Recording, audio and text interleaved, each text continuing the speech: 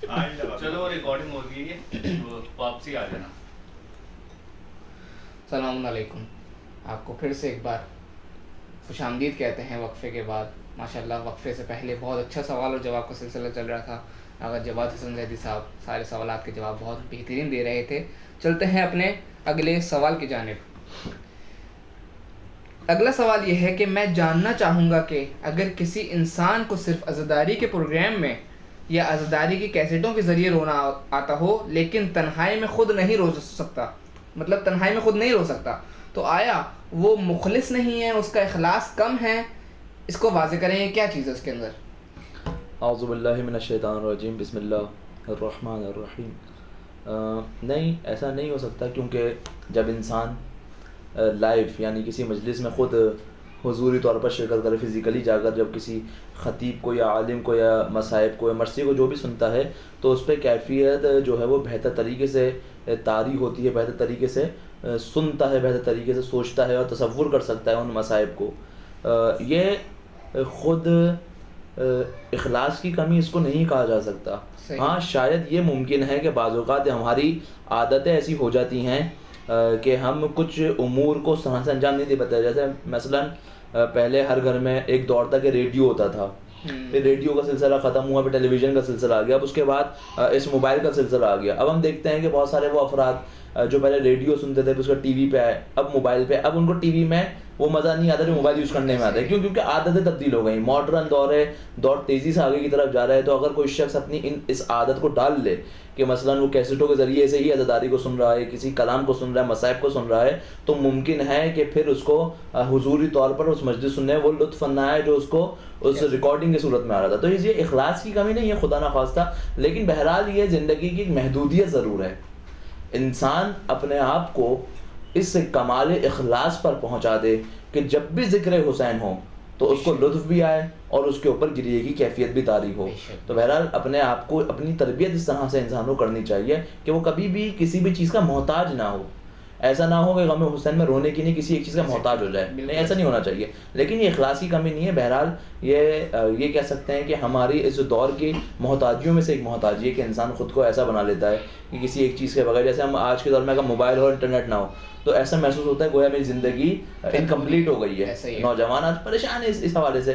تو بہرحال یہ بھی انسان کو کوشش کرنی چاہیے کسی بھی چیز کا کسی بھی دور میں محتاج نہ ہو، اور عزاداری میں تو ہرگز محتاج نہ ہو کسی بھی چیز. یعنی یہ جو ان کا اخلاص ہے اس پہ، کیونکہ ہم اندازہ بھی نہیں لگا سکتے کسی کے اخلاص کا کوئی کتنا مخلص انسان ہے. بالکل ایسا ہی ہے. کوئی مثلا میٹر تو ہے نہیں کہ آپ وہاں پہ جا کے اس کو فٹ کر رہے ہو، پتہ چلے کتنا اخلاص ہے. وہ جانے امام حسین جانے. لیکن بہرحال عزاداری میں خود کو محتاج کسی چیز کا نہ بنائے. ماشاءاللہ. چلتے ہیں اپنے اگلے سوال کی طرف. سوال ہے شادی شدہ لوگوں کے لیے. ایک شادی شدہ زندگی کے لیے کون سی چیزوں کی ضرورت ہوتی ہے؟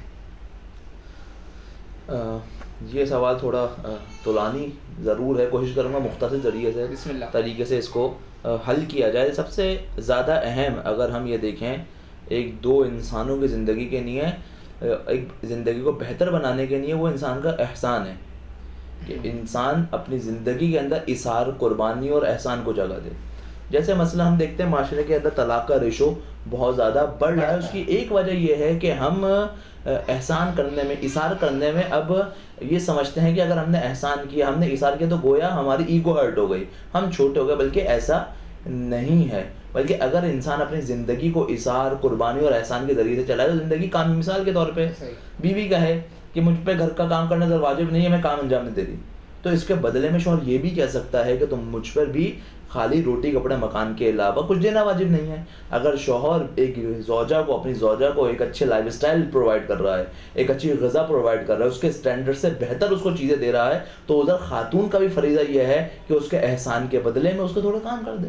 تو زندگی اس وقت انسان ایک بہتر اور ایک آئیڈیل لائف گزار سکتا ہے جب ایک دوسرے پر احسان کرتے ہوئے اپنی زندگی کو گزاریں، ایک دوسرے پر اثار و قربانی کے ساتھ زندگی گزاریں. لیکن اگر کہیں پر آپ کا ایگو آ گیا، خدا نخواستہ، اور اگر کہیں پر آپ کا ایٹیٹیوڈ آ گیا کہ نہیں میں کیوں کروں، اگر میں نے مثلاً یہ غلطی کری تو میں معافی نہیں مانگوں، اس سے میں مثلاً چھوٹا ہو گیا، یا مثلاً میں فلاں شخص کا کام کیوں نہیں، یہ جو رشتہ ہے یہ محبت کا رشتہ ہے کہ خداوند متعال قرآن میں ارشاد فرماتا ہے کہ جب دو کا آپس میں نکاح ہوتا ہے تو میں ان کے دل میں مودت کو پیدا کرتا ہوں. یہ مودت خدا پیدا کر رہا ہے, اور ہمارے سامنے کچھ ایسی ہستیاں موجود ہیں جنہیں ہمیں آئیڈیلائز کرنا چاہیے اپنی زندگی کے اندر. جناب سیدہ اور مولا کائنات کی زندگی, کہ جب مولا کائنات سے پوچھا گیا, رسول خدا نے پوچھا کہ آپ نے فاطمہ الزہرا سلام اللہ علیہ کو کیسا پایا, تو کیا فرما رہے ہیں؟ اچھا وہ ان تمام شکووں سے بڑھ کر یہ ایک الگ مقام ہے کہ انسان اخلاص میں اس درجے پر فائز ہو. کیا فرمایا؟ کہتے ہیں کہ راہ خدا میں بہترین مددگار پائے. تو انسان یہ سوچے کہ اس کی زوجہ کے اندر کیا کوالٹیز ہونی چاہیے, یا ایک زوجہ یہ سوچے کہ اس کے شوہر کے اندر کیا کوالٹیز ہیں, تو وہ بہترین کوالٹی جو ہے وہ یہ ہے کہ وہ راہ خدا میں, راہ الہی میں, راہ معصومین میں اس کا بہترین مددگار ہو. کہ اگر انسان کسی مقام پر اپنے راہ مستقیم سے, صراط مستقیم سے ہٹنے لگے, تو یہ اس کا زوج ہو, اس کی بیوی ہو یا اس کا شوہر ہو, جو اس کو دوبارہ اپنے اصل راہ پہ لائے اور اثار و قربانی کے ساتھ بہترین انداز میں اپنی زندگی کو گزارے, تو ایک کامیاب زندگی گزاری جا سکتی ہے. اچھا اس میں ایک سوال اور یہ شامل کرنا چاہوں گا کہ آیا اگر شوہر احسان کرے بیوی پر تو کیا وہ کسی بدلے کا محتاج ہوگا, یا وہ منتظر رہے گا کہ کیونکہ میں نے یہ احسان کیا ہے تو اب اس کی طرف سے کوئی اس چیز کا نیم و بدل آئے گا؟ تو کیا یہ شوہر کی طرف سے رہنا اس چیز کے اندر ایسا صحیح ہے؟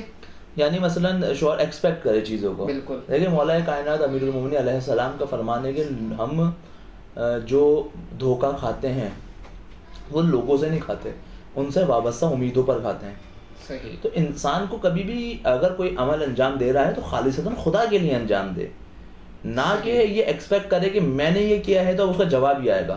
یہ ایک ایکسپیکٹ ہے.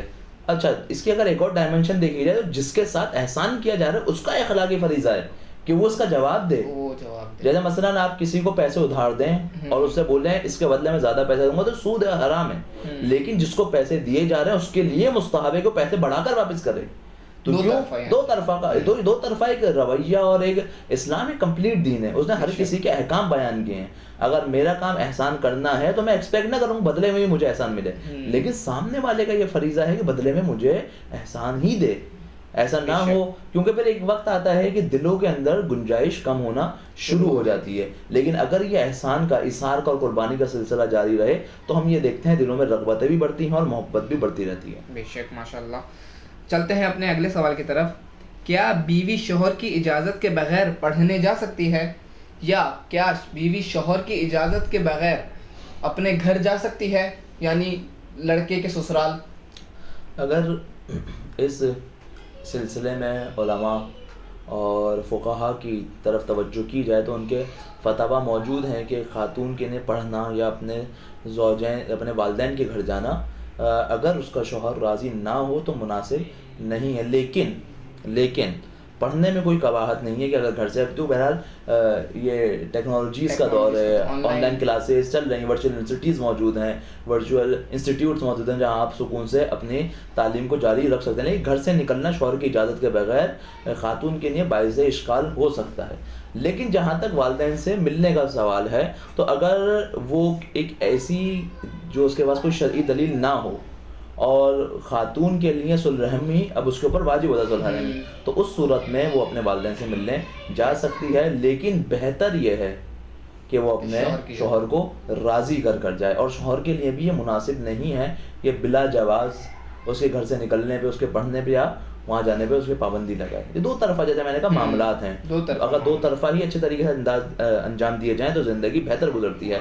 ورنہ پھر ہم یہ دیکھتے ہیں کہ آج معاشرے میں جو ہمارے حالات کتنے برے چل رہے ہیں. گاڑی کے دو پہیے ہیں شوہر اور بیوی, بالکل ایسا, جب تک دونوں نہیں چلیں گے تب تک یہ گاڑی زندگی نہیں چل سکتی, بہترین انداز میں نہیں چلتی. بے شک ایسا ہی ہے. چلتے ہیں اپنے اگلے سوال کی طرف. کیا گناہ سے بچنے کے لیے خودکشی کی جا سکتی ہے؟